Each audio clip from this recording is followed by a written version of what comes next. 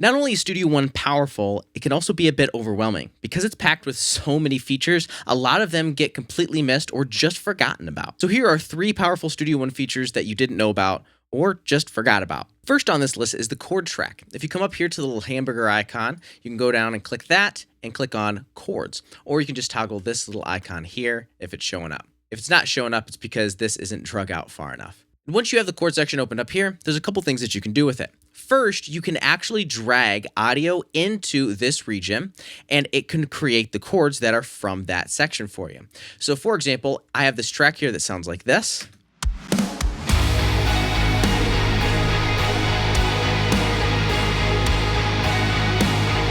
And let's say I didn't know what the chords were for the guitars. Well, I can just take one of these regions here, drag it right up to the chord track, and then it'll detect the chords that I'm using. So C and C minor, which it's close. I'm just playing a single C note on these guitars. But it's smart enough to know that it's in C minor, considering the other notes that I have in there as well. Then you could take these up here in the chord track and you can drag them down into a new MIDI region, and it creates MIDI regions based off of the chords that it detected. Typical triads. This one I'll need to fix because it's in minor. Now, most of you that use the chord track probably know about that part, but what you might not know is you can go the other direction with this as well. Not only can you put audio up there, you can also put MIDI. And if you don't have anything, you can actually drag MIDI down from just about nothing. Let me show you. So if I just come up here and delete all of this, I can actually take these chords here that I already pre-written, and I can drag them up into the chord track. Now, this is actually in the proper key because I'm using some tuning plugins to get the guitars to sound a bit lower than they actually are.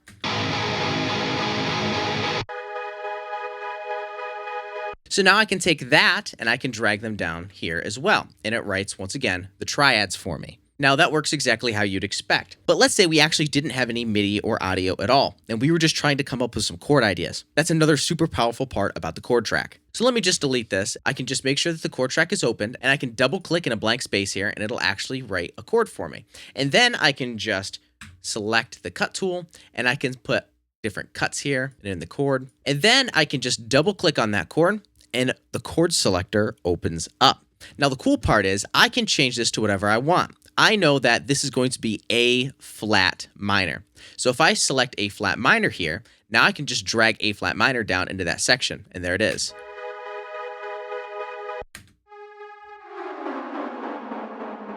And then I'll just add an extra low octave on that.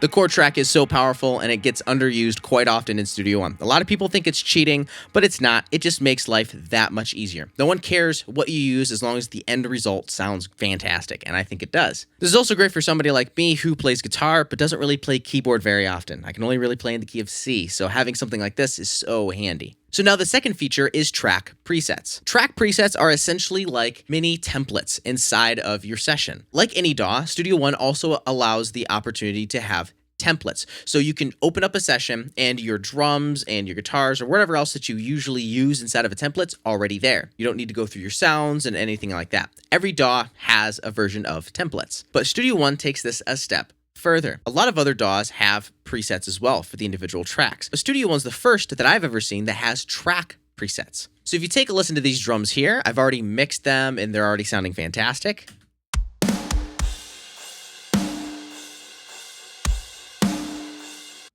And this is a collective of using some virtual instruments. I'm doing some processing even inside the virtual instrument. I even have multiple layers here. I'm doing some individual processing on the snare and on the kick, and then of course on the master bus there. I even have a snare sample that I'm using here that has trigger 2 on it, and then I'm running a little bit more compression to really get that to poke through. So altogether, things are sounding fantastic. Now, if I wanted to build that preset from scratch, it would once again take a while to get to that point. But now I can just drag and drop this onto a folder and bring it back into the session. All you have to do is drag that folder with everything inside of it and drag it somewhere on your desktop or some folder on your computer. It creates a Fairview drums preset here inside of my folder. Now I can just drag this back into my session And once again, it loads everything for me. All the plugins that I used, even where the faders were at, and even the snare sample.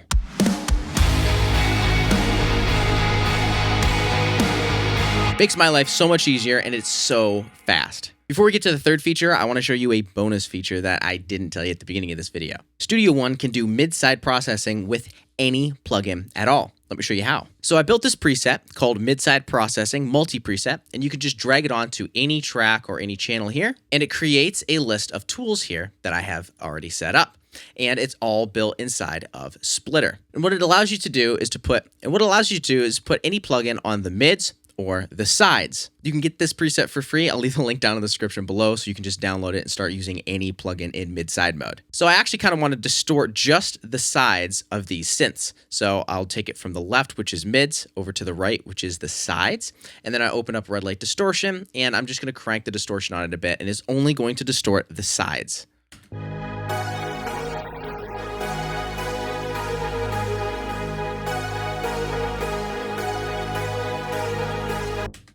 So I'm getting the clarity from the synths in the center, but I'm also getting that width from that distortion that is added to the sides. And you could do this with any plugin at all. Any third-party plugin, any stock plugin, anything at all.